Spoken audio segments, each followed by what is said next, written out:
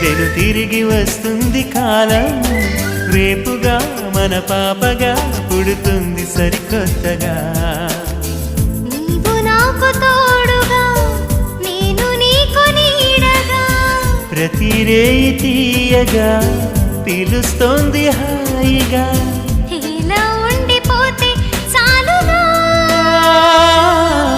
నువ్వంటే నాకిష్టమని అన్నది నా ప్రతి శ్వాస.